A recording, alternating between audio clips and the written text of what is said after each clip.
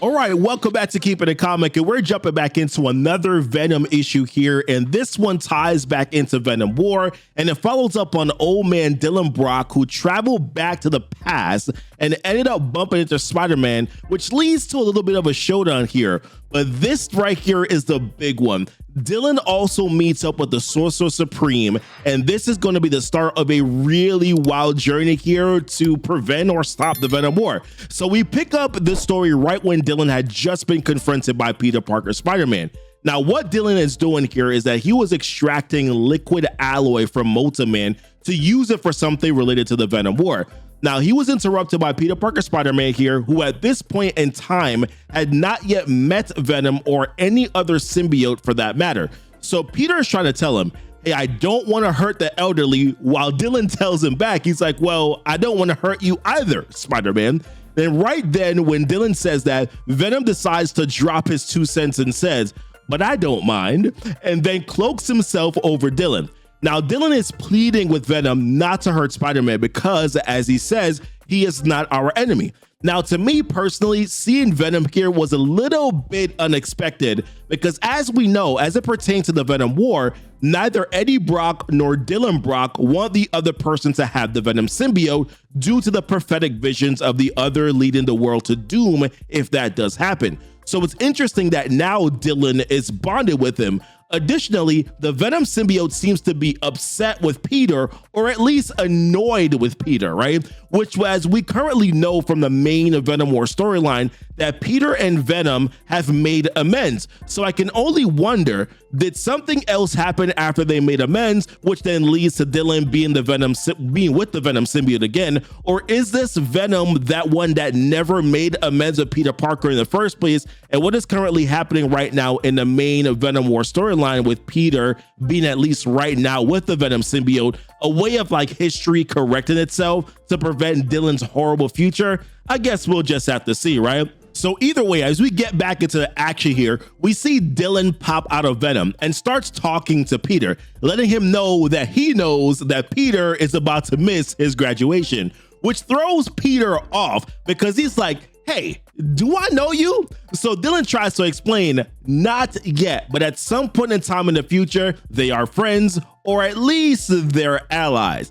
Now, Dylan tries to get Peter back on task here by explaining to him that he needs to get back to Multiman because this dude is escaping, and number one, that is his purpose for this day. So he's kind of like trying not to mess with time in a sense here by getting Peter to go back to his task. So Peter then webs him up, and then he goes after Multiman, saying, I can do both, which then gives Dylan and Venom the opportunity here to escape. But before they could fully make their getaway, we catch a glimpse here of him seeing both his mom and dad actually happy together, as he says, a sight that he never got to see because his mom, Anne, died when he was very young.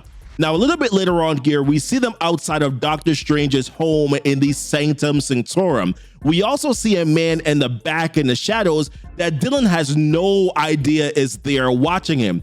Now, this is the same man that was seen spying on Eddie Brock and Anne Weying, Dylan's mother, in the last issue here of Venom. And later on here, we find out that this man is actually Meridius. So even though Dylan believes that he is on this secret mission, Meridius has been watching this whole time, but due to Doctor Strange's abilities, he's not able to see what's going on here once they get on the inside. Now, one thing that Meridius has here is the ability to travel through time since his training with Kang the Conqueror. So this is another moment where we see he's traveling to make sure that things happen to ensure that whatever he wants in the future, that he's able to get it, which is the reason why we saw him watching Eddie Brock here in the last issue. Now, once they are both inside here, Strange and Dylan, Strange removes what he calls the demon, referring to the Venom symbiote here from Dylan's body, and traps the Venom symbiote in a cube-like thing, which is quite problematic for Dylan because, as Dylan mentions, he'll die if not connected to the Venom symbiotes for reasons that were not really explained to us. Now, my guess here is that because in the future where he's from, his body could have potentially been poisoned by the radiation that is in the air. This was something that old man Dylan talked about in the previous issue when he was talking to his friends before they died and he escaped into the past. So the Venom symbiote could be what's helping him to fight off that radiation sickness, Or maybe this dude's just old and, you know, he just needs the Venom symbiote before he croaks. Either way, I guess we'll find it out later. Now, Strange already knows to a certain extent why Dylan is there. Strange tells Dylan, listen, I am not sure if I can help you with this weapon that you need, and how he doesn't meddle with time if he can help it. But he does express his curiosity because he's like, how did you learn about Cheeton in the first place? To which Dylan lets him know, well, you told me about him. Now, Cheeton is a class 1 demon here and one of the elder gods that's been around for about 1 billion years. Now, he's a master of black magic. He was the creator of the Darkhold, and I kind of got some theories here as to why he could be brought into the story. But honestly, I'm gonna let Marvel cook for right now, and then we'll come back to that a little bit later. So Strange finds this hard to believe, so Dylan lets him know, well, future you told me to show you just in case you had any doubts. Did I say enough use? So when Strange takes a look here, he sees what remains of the Sanctum Sanctorum in the future and the total destruction around it. Humanity is basically gone. The only thing really left, as we saw from the last issue here, are the symbiote machines that are basically covering the earth. And then Strange sees himself, an old man with very little hope, one that says, even if we could find a way to triumph over these machines, how could we declare victory while walking over the bones of the people? But old Strange has just enough hope to believe in Dylan's plan. He tells him, you can undo this. Find me in the past. I will help you. Show me this if I am hesitant. So right then, old Strange goes to hold off the symbiote machines for as long as he could, just enough to give old man Dylan some time to escape and to show younger Strange why he's there. So now with younger Strange understanding what's going on, he begins to start a ritual to take them to this treacherous realm. So he mentions how getting there is easy enough, but surviving, well, that's a whole different matter. So old man Dylan describes the feeling as he's going into this realm here, akin to being pulled through a keyhole if the door was underwater and on fire at the same time. And then he later mentions how it feels small. To me, that just sounds like a whole lot of stuff going on there. So when they arrive, Strange warns Dylan not to make any deals with demons and not to give anything away. And immediately they encounter 2 little children who can sense that Dylan has 2 minds, speaking of him and the Venom symbiote, and that Strange is a sorcerer. They say, come on down from there, which is now what we finally see, that like Strange and Dylan were upside down.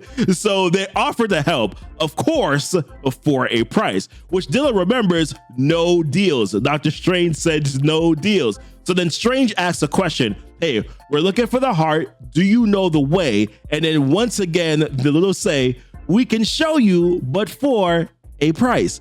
But Dylan sees something. When Strange turns around to see what it is, we see all the things, all the uglies. One yells, spies, kill them.